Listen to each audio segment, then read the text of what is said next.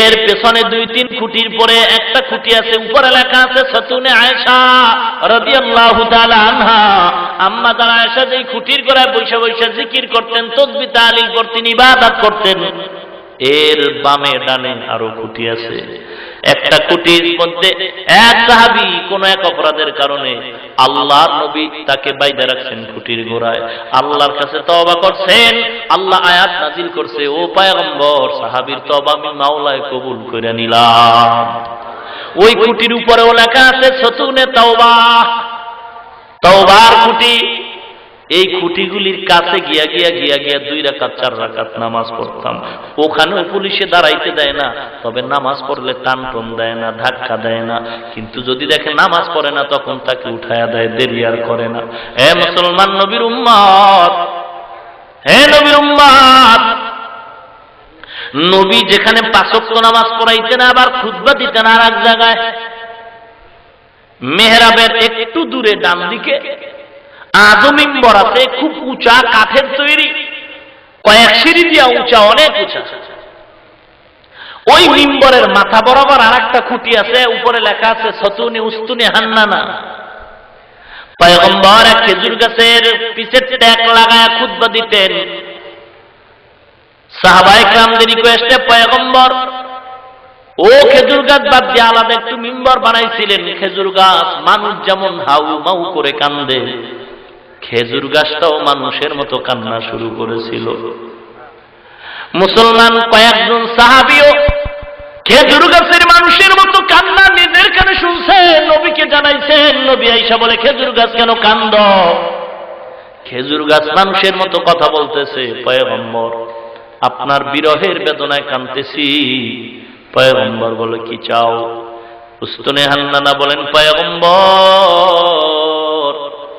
আমি চাই আপনি আমাকে ফালায় দিবেন না, মানুষের মতো দাফন করবেন, জানাজা পড়াবেন, কিয়ামতের ময়দানে আমি আপনার সাথে আবার জান্নাতের মেহমানখানায় থাকব। উস্তুনে হান্নানা আজ হজরে রসুল নালামি জদ হাম চুয়ার বাবে উকুল। ওই খুঁটির নিচেই খেজুর গাছ এখনো দাফন করা, উপরে লেখা আছে সতুনে উস্তুনে হান্নানা। রিয়াজুল জান্নাহ, জান্নাতের টুকরা। রিয়াজুল জান্নার কার্পেট গুলির রং আলাদা। ঢুকলেই পুলিশ খালি তাড়াতাড়ি তাড়ায় দেয়, বের করে দেয়। কিন্তু আমি পেছন দিক দিয়ে আস্তে আস্তে করে পয়গম্বরের রওজার দেওয়ালের কিনারায় গিয়ে বসলাম।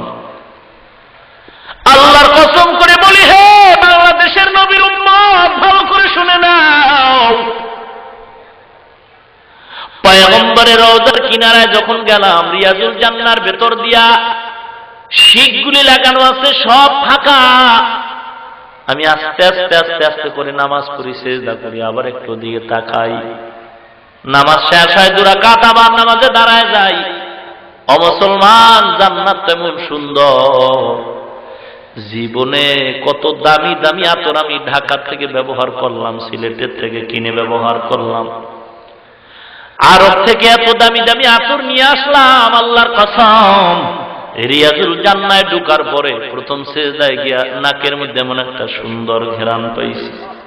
আল্লাহর কসম করে বলি, দুনিয়ার কোন ঘ্রাণ নাই আতরের ভিতরে এমন সুন্দর ঘ্রাণ রিয়াজুল জান্নায়। এ নবীর উম্মত, রিয়াজুল জান্নার ভিতর জান্নাতে ঢুকলাম। নামাজের সালামের পরে ভিড় থাকে, 2-3 ঘন্টা পরে ভিড় থাকে না। রাত্র 1:30টা দিয়ে ঢুকলাম, ফজরের আগ পর্যন্ত সেখানে। এরপরে বের হয়ে গেলাম নামাজের পর। মুসলমান নবীর উম্মত, পয়গম্বর আজও উম্মতের মায়ের সেখানে কাঁদতেছেন। হে নবীর উম্মত, আমার নবী কেমন রহমত, সে কথাই বুঝাইতে চাই। একটা খেজুর গাছ নবীর থেকে দূরে সরার কারণে মানুষের মতো কাঁদতেছে, পয়গম্বর মোহব্বতের কারণে সেখানে তারে দাফন করে দিছে। এরকম হাজার হাজার ঘটনা। আল্লামা জালালউদ্দিন রুমি রহমাতুল্লাহ আলাইহি, বিশ্বকবি, কবিকুল সম্রাট আল্লামা রুমি রহমাতুল্লাহ আলাইহি, মারেফতের একজন প্রতীক, মারেফতের সম্রাট। কেমন মারেফতওয়ালা! আল্লাহকে পাওয়ার জন্য জংলায় গিয়া দৌড়ায় আর আল্লাহরে তালাশ করে, আর আল্লাহর মোহাব্বতে গান গায়। ওই গানগুলো কিতাব আকারে বের হইছে। আজকে বক্তা যত বয়ান করে, আরেফে রুমির ওই গান যদি না গায়, বয়ানের ভিতরে মজা পাওয়া যায় না। খুদ বা খুদ কা মিলনা শুদ মাওলায়ে রুম, তা গোলামে শামসে তিবরিজি না শো। या इलाही मुझसे मुझको दूर कर, ताके देखो मुझ में तुझको एक नजर। या इलाही तू मेरा माबूद है, या इलाही तू मेरा माशूक है। আল্লাহ কে পাওয়ার জন্য দৌড়ায়। সাহাবায়ে কেরাম আল্লাহর নবীর জন্য এত পাগল, বিবির মা ত্যাগ করে নবীর জন্য দৌড়ায়। সাহাবায়ে কেরাম নবীর জন্য বিবি ত্যাগ করছে, ছেলে মেয়ে সব ছেড়ে দিছে। আর বাংলাদেশের উম্মত বিবির মায়ায় নবী ছাড়ছে, নবীর সুন্নাত জবাই করছে। বিবি কয় দাড়ি চাই না, কপাল পরা দাড়ি কামায়। এ যুবক দুটা পায়ে হাত দিয়ে বলে যাই, রাগ করিও না রে যুবক, আমিও তোমার মতো একটা যুবক সন্তান। কাবার হেরেম থেকে মদিনার রওজা থেকে চলে আসলাম, থাকার সুযোগ নাই। বারবার বারবার যাওয়ার জন্য আল্লাহর কাছে বলছি, আল্লাহ তুমি প্রতি বছর আসার তৌফিক দাও, কারণ শিক্ষক মাদ্রাসায় ক্লাস করে একটা হাজিরা দেয়, আছে না নাই? আল্লাহর কাছে বলছি, আল্লাহ সারা বাংলাদেশে ঘুরে ঘুরে কালেমার খেদমত করি, আল্লাহ একটা ক্লাস করতেছি, হাজিরা দেওয়ার জন্য একটু কাবার পাশে আসার তৌফিক দিয়ে দিও। ডিউটি পালন করি, হাজিরা লাগবে না? ওই কাবায় গিয়ে একটু হাজিরা দিতে চাই। আল্লাহ সবাইকে কবুল করো। মুসলমান নবীর উম্মত, পয়গম্বর বলছেন হাজিরা হজ করার পর এত নিষ্পাপ, 40 দিন পর্যন্ত তাদের দোয়া মাওলায় ফিরায়া দেয় না। যাইতে মনে চায় না? চাইলে কি আর দাড়ি কামাইতেন? বিবি নিয়ে কি আর বেপরদায় ঘুরতেন? সন্তানটারে কি আর মুসলিমদের মতো পোশাক পরায় সাজায় রাখতেন? জায়েজ না জায়েজ কি দৌড়াইলে লাভ কি হবে বাবা? কোন কথা আমার আল্লাহ খুশি, কোন কথা আল্লাহ বেজার, এই চিন্তাই হলো মুমিন মুত্তাকিনের চিন্তা, আর কারো চিন্তা না। ও নবীর উম্মত, সাহাবায়ে কেরামরা আল্লাহর নবীর জন্য জীবন দিতে রাজি, আর আমরা বিবির জন্য, দলের জন্য জীবন দিতে রাজি। নবীর জন্য জীবন দিতে কোনো মানুষ পাওয়া যায় না। এ নবীর উম্মত, আল্লাহর কাছে কান্নাকাটি করা দরকার। আয় আল্লাহ, তুমি জীবনে একবারও যদি হয় সুন্দর কাবার গিলাফ ধরার তৌফিক দান করে দাও। আয় আল্লাহ, জীবনে একবারও যদি হয় পয়গম্বরের রওজায় 2 রাকাত নামাজ পড়ার তৌফিক দান করো।